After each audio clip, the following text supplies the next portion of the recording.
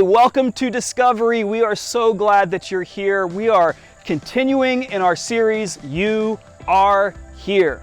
Today, Todd Ransom, our community pastor, is going to be bringing the message. Check it out. God has been really stirring in my heart this need for adventure, this need to write a great story. Welcome to the Discovery Base Camp here. We're going to climb a mountain today here in the Dolly sods of West Virginia. We're going to go on this adventure, and Jesus said, hey, I've come so that you might have life and life to the full. I think a lot of times we all need to check the diagnostics in our own life and say, you know, am I living a life of great adventure, or have I settled for so much less? But we're about to explore. So are you ready here for the series You Are Here? How about you guys? You guys ready? Woo!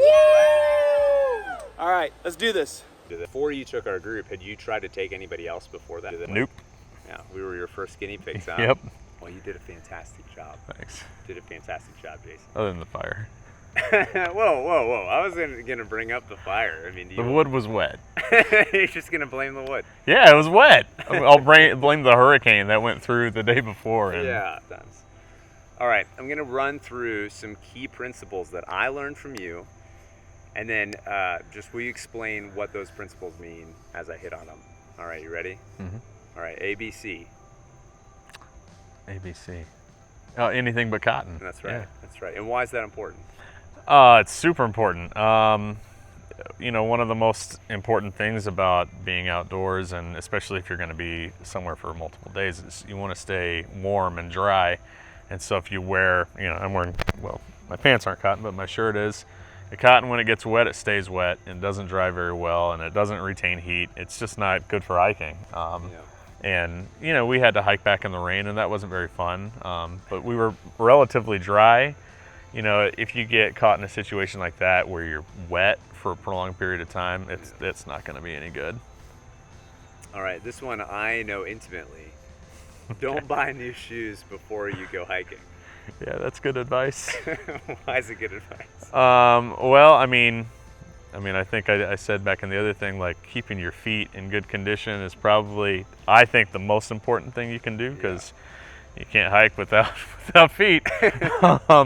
Or if your feet are in a bad way, it's, you know, hiking is not going to be a fun experience. So, yeah, you don't want to buy new shoes like a couple days before. You want to have them broken in. And I mean, if you've ever walked around with a blister for any period of time, you know that's pretty miserable, let alone doing it with a 40-pound pack and up hills, and it's just no good. Yeah. Oh, you caught me adventuring. I think we all need a guide like Jason, don't we? And what a great guy. And trust me, we would have been helpless and clueless without him. We all would love someone like him to tell us everything we need to know about our journey, to walk in front of us and to teach us the way. Not just in some specific area, but in life in general. But while in a backpacking experience like we had, it's normal or even expected to have a guide, unfortunately it's not as normal in the parts of life that matter most. And yet we still kind of expect it, don't we? I mean, the Bible famously says it well in Proverbs 27:27. You've probably heard this even outside of church stuff. As iron sharpens iron, so one person sharpens another. Like the steel you might use to straighten or sharpen your knife, we know there are some people who can do that for us too. So where are they? I can remember throughout my teenage years and into my early 20s, desperately and oftentimes awkwardly wanting a mentor. I imagine they'd invite me to do this through a series of like breakfast conversations once a month or even once a week. They take me through these abstract life principles, detail by detail, story after story, and they know exactly the right mysterious and unconventional ways to get me to really learn the stuff that they were teaching me. Like Mr. Miyagi, I do these seemingly menial tasks and strange challenges, but in just a few short years, I'd be able to face anything ahead of me. You probably had a similar experience at some point. Maybe you did get something like that, but for me, after a series of attempts trying to get this kind of relationship with pastors, teachers, coaches, and other leaders, I eventually realized, not to disappoint those of you who are still looking, this expectation was pretty unrealistic. I didn't know how to ask will you be my mentor? And when I tried it, it felt slimy, as if those words were never meant to be said together. Eventually, I realized very few people were actually interested in this kind of one-on-one coaching situation. But what if I said, I think that's actually possible for you, if you want it, to find the kind of guidance you really want. And for only $19.99 a month with shipping and handling, and if you call the number on the screen right now, operators are standing by. I'm just kidding. Almost the only people that will give you that kind of time and intentional interaction are typically part of some MLM pyramid scheme or some gimmicky life coaching system. Somewhere along the way, I began to rethink how I thought about guides on life's journey. What if the kind of learning I really wanted didn't happen through one-on-one breakfast meetings? What if what I was really looking for was not ideas, but examples? Instead of waiting for a mentor, maybe I should have focused on something else, how I followed them. I mean, I can't control their invitations, but I can control my own approach. We talk a lot about leadership in America, don't we? We have a robust culture around it. We have all of these gurus, conferences, and books aimed at giving you the proven method to follow, to only sleep 4 hours a night, get the most out of your hustle every single day. But if everyone's a leader, who's following all of these people? You've probably thought a lot about leadership during this season, thinking you could have done a better job than maybe your boss or a school board or some elected official to navigate the unique challenges in front of us. We critique leadership, and oftentimes we covet it for ourselves. We're taught to look at things top down, but maybe if we really examine the situation more from the bottom up, we could get a better perspective. So in this vacuum, I'm here to begin to corner the market on a new followership culture. I think if we focus on following first, we'll actually be able to find the leadership in life we're really looking for. That's the big idea today. If we want great leadership, we actually have to focus on following first. So I want to zoom in on how we can be the best followers we can by looking closely at 3 proven guides and their relationship with their own followers. Number 1 is Jason Adamson, who guided me and our group of complete novices and hiking idiots to surviving in the wilderness, if only barely. Number 2, a biblical mentor, the mentor of all mentors, who helped shape the life of the second most influential person in history. And then thirdly, an Australian shepherd named Sophie. That's right. When we got there on our first day hiking, we stumbled across 2 dogs and a person that were trying to cross a river. One did it easily, the other needed a little bit of coaching. Throw to the clip.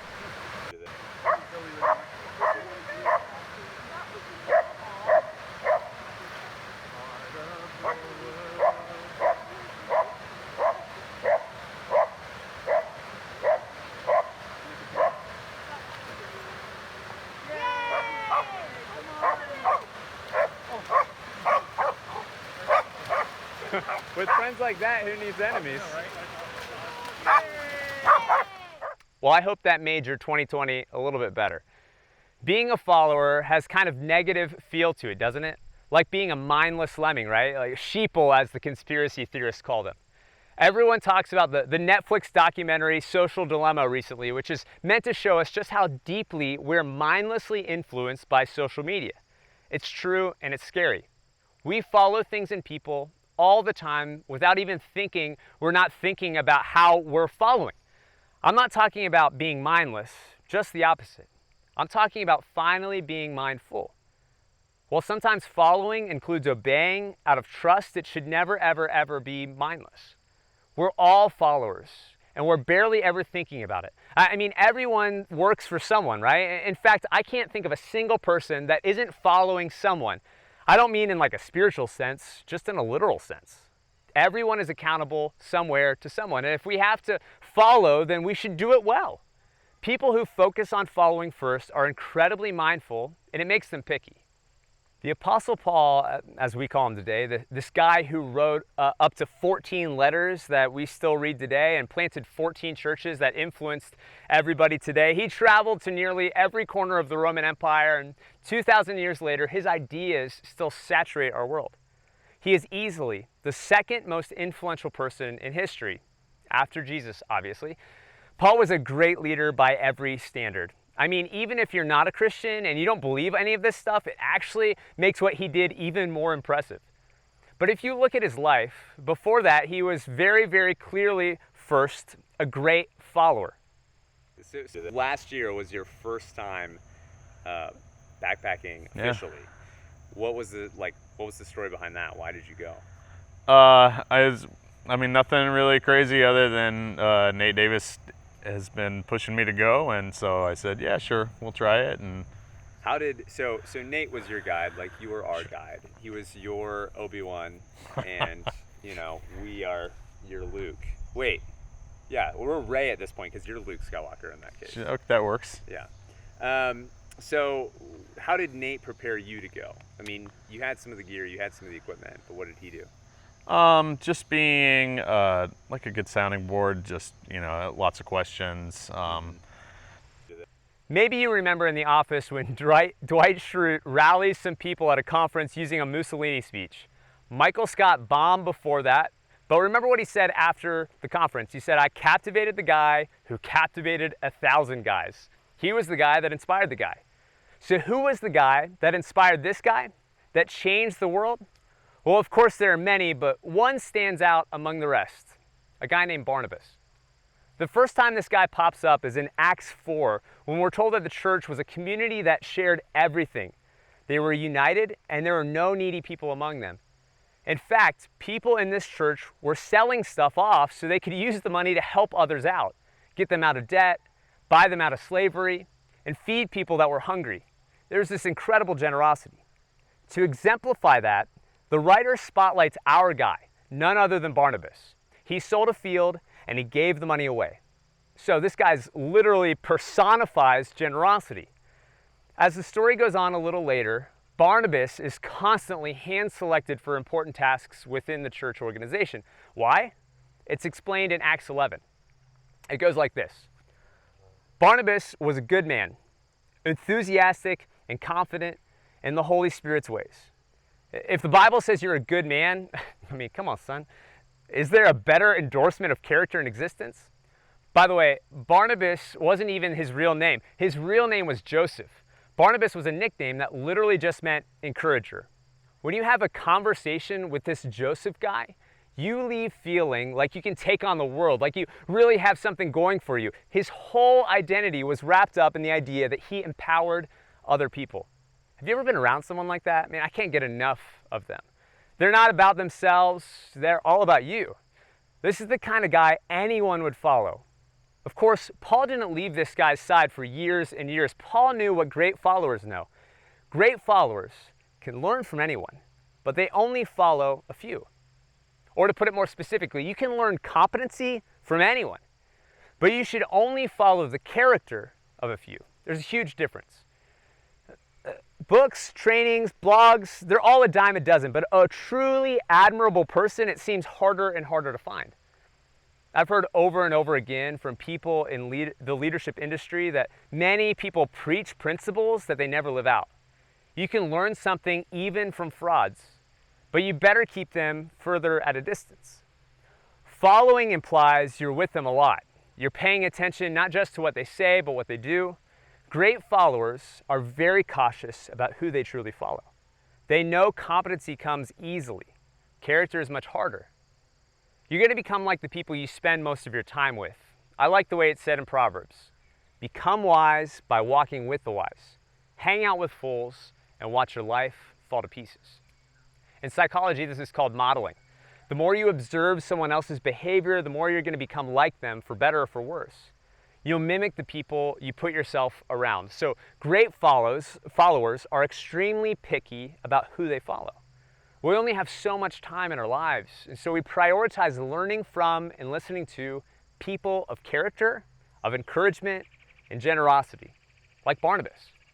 They carefully choose the kinds of people they want to become, and then put themselves in every situation they can to be around the people that are already like that. So the primary criteria for someone worth following is centered around their character far more than their competency. I mean, just think about which one you'd rather grow in yourself and the consequences. If you lack competency, what's the worst that could happen to you? You fumble a project, you make a mistake, you lose your job. You learn something new and you move on. If you lack character, you lose a marriage, you lose your integrity, you lose your reputation. So that also means you might look to follow someone in any position, any income bracket, any life stage, and they still might be someone worth following. That might mean someone younger than you, someone in a lower position than you at your company. If they exhibit the kind of character you want, just humble yourself and follow them. You've heard story after story of people who achieve great external feats, but don't have the character to sustain them. So a scandal comes crashing down around them, or a decision compromises their position, or they might be feared, but they're not truly respected. They don't have the internal fortitude to maintain their external success. Competency is much easier to grow than character. So great followers know to focus on that first. And that's key. You want to intentionally follow only those people who really exhibit the qualities you want to emulate in yourself. Because according to Paul and everything in psychology, eventually their behavior, their values, their way of life will rub off on you. Talk about how your relationship with him has grown just being in that environment.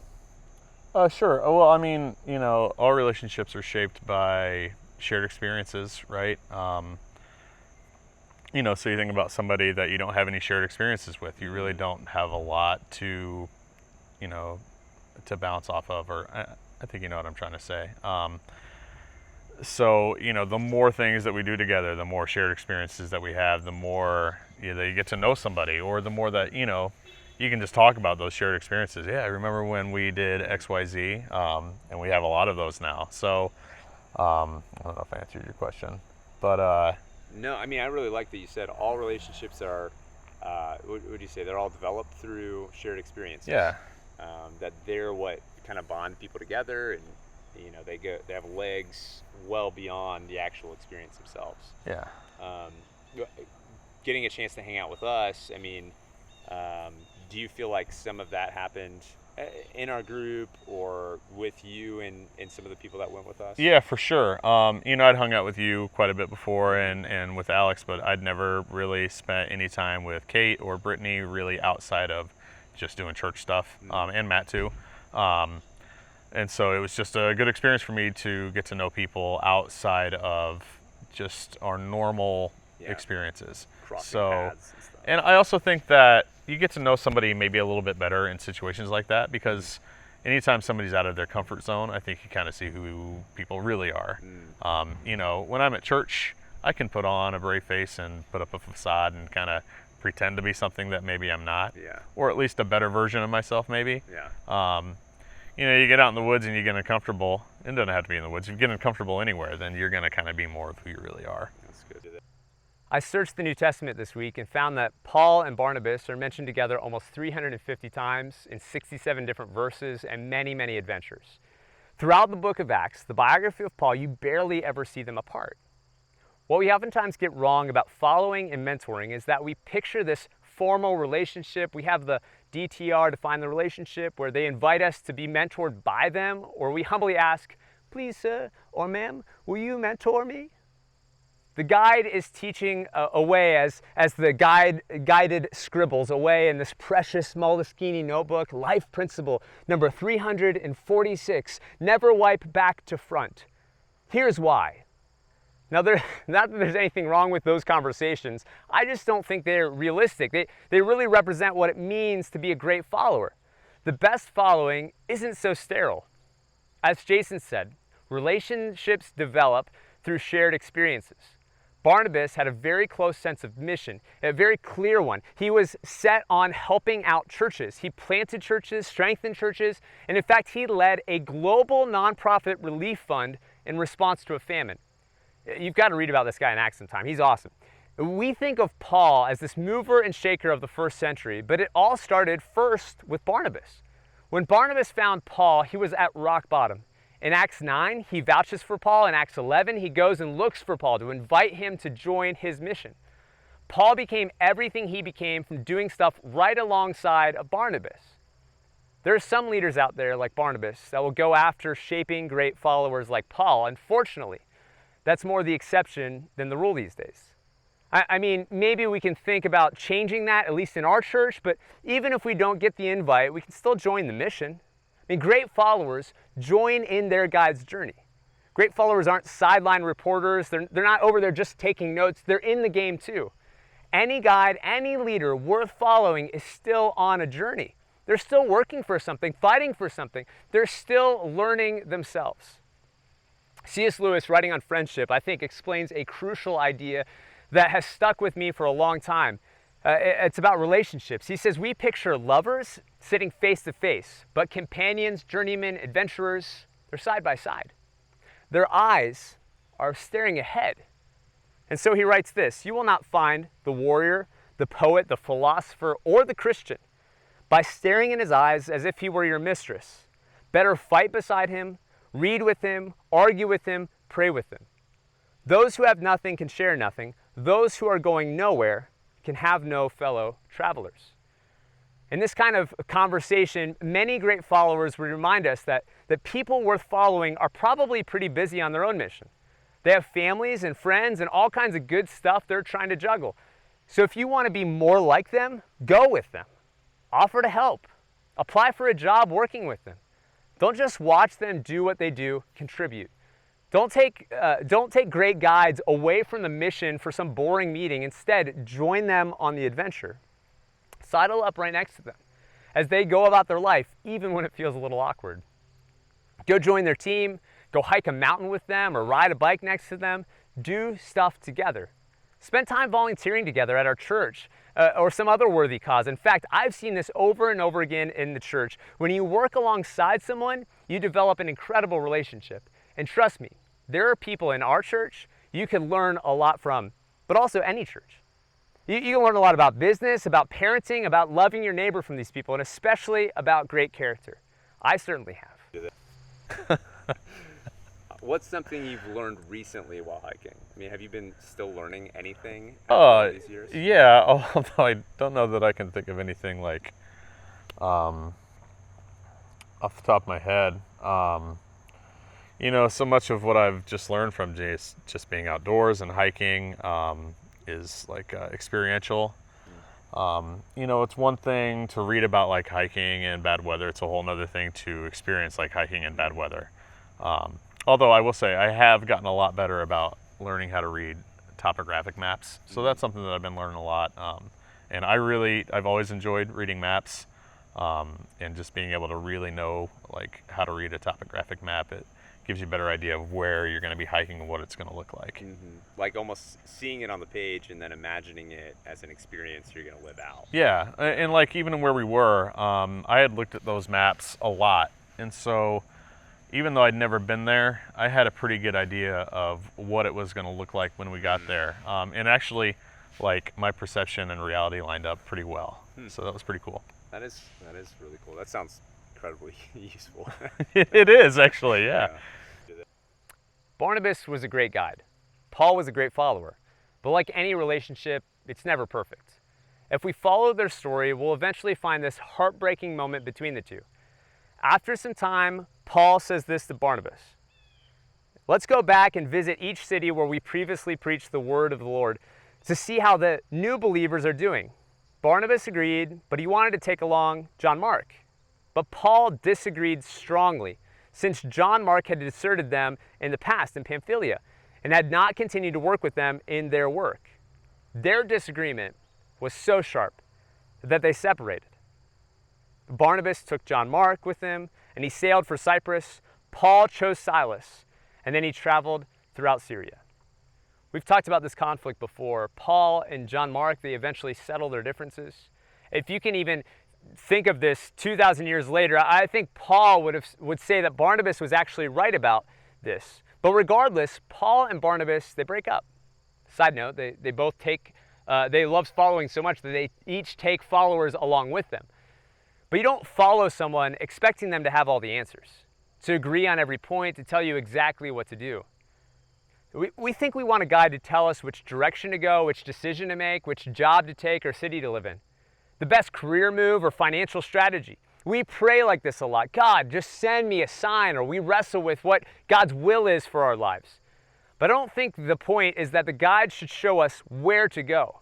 Instead, great followers are learning to read the map of the journey for themselves. Before we left on our own adventure, our guide Jason gave us a map that looks like this. Now, I can't read this. I can't begin to understand the lengths and heights and depths of what's happening here. The challenges ahead or possible rough patches that we might encounter, but Jason can. And as he said, with his experience with Nate and sharing those journeys, he can see the adventure ahead, watch it unfold before it happens.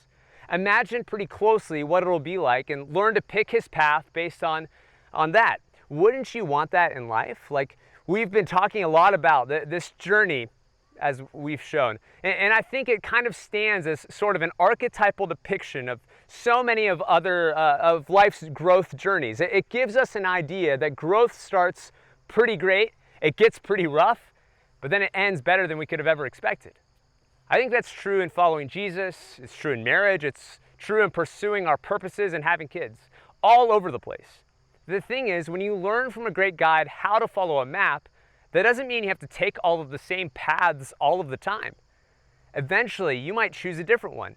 And when you learn to read the map, you can better recognize which paths are dead ends or have the best payoffs or the smoothest terrain. Maybe you notice that there are many paths that still take you to the same goal. And while there might be some wrong turns, many are just different adventures. Some paths might head towards Cyprus with John Mark and others towards Syria with Silas. But wisdom comes in being able to anticipate and persevere through the path that you choose. Great followers want to learn to read the map, not repeat the same paths. They want wisdom more than answers. They want to be shown how to live well, not to be told exactly what their life should look like. In the end, great followers become capable enough of being great guides themselves by learning to read the map. If I were to take someone tomorrow on a backpacking trip, would I or anyone else in our crew be ready to do that? No. Dang, I thought you were going to say yes. Maybe, I don't know. It depends on where you're going and what you're doing, I suppose, and for how long you're going. Yeah. So, I mean, maybe if it were somewhere close, maybe. Yeah, no, I think you're probably absolutely right. We should not be taking anyone into this. Yeah, I would probably say maybe a couple more. Try it again. There's this story that's told throughout the biographies of Jesus where multiple times he catches his followers arguing about who's going to become a greater leader. Which of them would be second in command when Jesus was maybe someday anointed king? Who will get the bachelor's rose at the end or the promotion? They see Jesus someday soon becoming powerful, and of course he will be. But their thinking was in terms of politics. Jesus had a much bigger picture in mind. So every time he catches them obsessed with their own leadership, he confronts them with something like this. This is the way that Matthew remembered it. He said, "But Jesus called them together and said, you know that rulers in the world lord it over their people, and officials flaunt their authority over those under them. But among you, it will be different. Whoever wants to be a leader among you must first be a servant." He's saying there's something wrong with the leadership culture of their day. It was about power and position and enforcing and emphasizing their own greatness. He's saying counterintuitively, true greatness starts not by pursuing a position, but by putting yourself in a posture. The internal posture of a servant is far more powerful than the position of a president or a king. I think he's saying something like this: you can't be a great leader without focusing first on being a great follower. I mean, that's really what we've been challenging you to do throughout this series. Jesus says, follow me. So clearly he wants us to think deeply about what that actually means. I think many of our leaders today, they've been thrust into positions of leadership without having the posture of follower first. Look how that's turned out. Even Jesus, the guy that changed the world more than anyone else in history, the greatest leader of all time, the perfect life guide and mentor, didn't see himself that way. At least he saw himself first as a follower. A few verses later, he says that's what he's doing. He came to serve others, not to be served. Throughout the biography of Jesus, we're reminded over and over and over again, everything he does it with the influence of his Father, of God, as a follower first. He says this in John 5. He says, I tell you the truth, the Son can do nothing by himself. He does only what he sees the Father doing. Whatever the Father does, the Son also does. Jesus didn't think of himself really as a leader, but as a follower first. He focused his energy on following really, really well, and somehow that shift in focus turned him into the greatest leader and influencer the world has ever seen. I'm guessing it's true of all the other best guides and mentors out there. They first learned how to follow, and then they began to blaze their own paths with purposes that really mattered and that truly resulted in living out the adventure of a lifetime. I want to be great like that, a guide for someone that needs it. And so if it was good enough approach for Jesus, then it's probably a good enough approach for me. I'm going to focus my energy not on trying to be a great leader, but on being a great follower. Want to come on that adventure with me? You know, last Sunday was our very first physical gathering since back in March of 2020, 7 months ago. And it was such an incredible experience. I loved seeing all the cars coming into the parking lot, all the people sitting up in their little camp chairs. But you know, the one part that I didn't even realize how much I missed was the time of our weekly service where we come together and we take the bread that represents the body of Jesus and the cup that represents the blood of Jesus, his incredible sacrifice for us. And taking of that together and seeing everyone doing that together. I know some of you right now who are on the digital experience that you're not able to be here at the physical gathering, and I totally respect that. But I don't want you to miss out still on that moment of taking and remembering Jesus. Let's do that together at that time.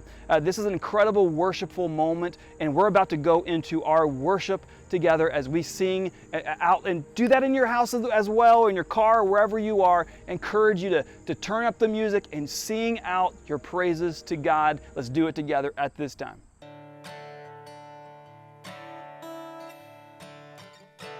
Well, 1 Samuel 12:24 reminds us that we should be in awe of Jesus, that we should worship him and we should serve him with gratefulness and thankfulness because of everything that he has already done in our lives. And as we continue on this journey with him, there will be moments where he challenges us to take all of our fears, all of our ambitions, our dreams, our hopes, our hearts, and to take all of those things and to place them in his hands, because he can do so much more in and through us than we can do on our own. So we invite you to sing this next song. We are going to put that into practice, saying, Jesus, you have my heart. You have everything that I have to offer. So we're going to do that together through this next song. Let's sing this out.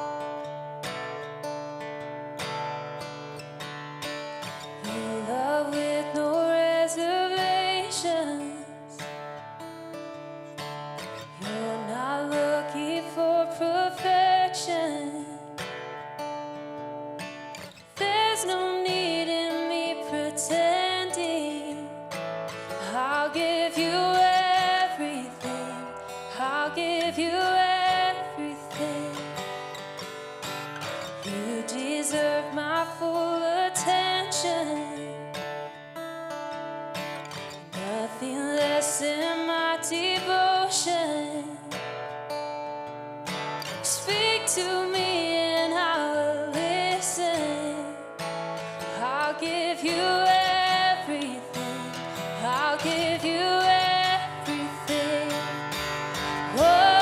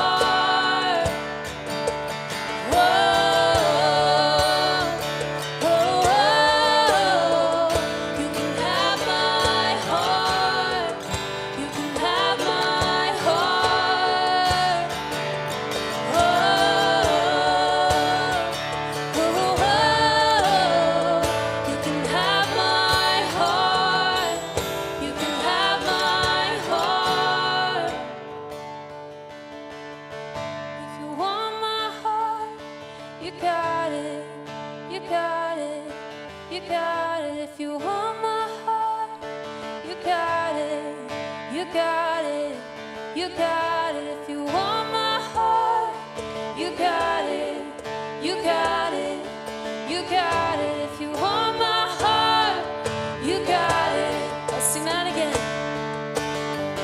If you want my heart, you got it, you got it, you got it. If you want my heart, you got it, you got it. Whoa, whoa, whoa.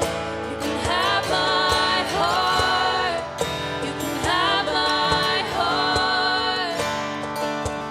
Whoa, whoa, whoa. You can have my heart, you can have my heart. Whoa, whoa, whoa. You can have my heart, you can have my heart. Heart is yours forever. Heart is yours forever. All my dreams, all my plans. My heart is yours forever. All hope forgotten. Heart is yours forever. All I am is yours. Heart is yours forever. Yeah. Heart is yours forever. Always sing to you.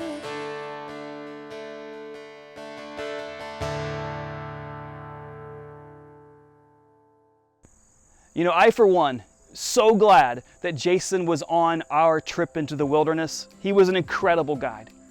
But an even better guide for our life of following after Jesus is Jesus himself. And he showed us the way, and he showed us that the way of God is to be generous with the things that God has put into our hands, not to hold them with closed fists for ourselves.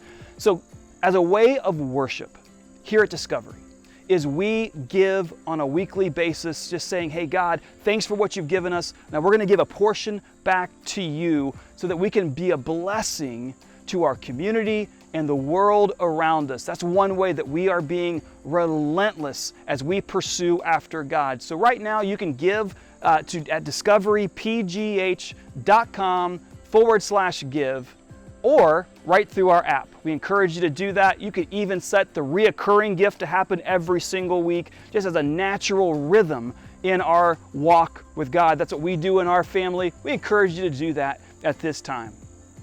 Coming up on Saturday, October 17th, at 7 o'clock, we have our ladies' night, and they're going to have an opportunity to have a bonfire and food and just a good time to hang out together, share stories about 2020, encourage one another, and just build that friendship. So make sure you're there. Bring some other ladies with you at 7 o'clock. And guys, make sure if you have kids at home and your wife is like, I don't know what to do, that night just say, hey, I got the kids. I'm good. We're going to have pizza. We're going to have a movie night. We're going to do whatever. And so that they can make sure that they're here. That's a great way to really serve your spouse that night. The following weekend, I'm super excited about our Halloween event on October 24th at 5 o'clock. This is going to be an event. We've got an incredible space with mini golf, and we're going to have a parking lot, hopefully even done, the additional parking lot finished. We're going to invite the community for our Halloween event. We're going to have live music. We're going to have food trucks. We're going to have mini golf, all kinds of activities going on. So make sure you're talking to your neighbors, people at work. Hey, what are you doing on Saturday, October 24th, 5 o'clock? Lots of fun stuff happening here, right here on at our new home. Hope to see you there.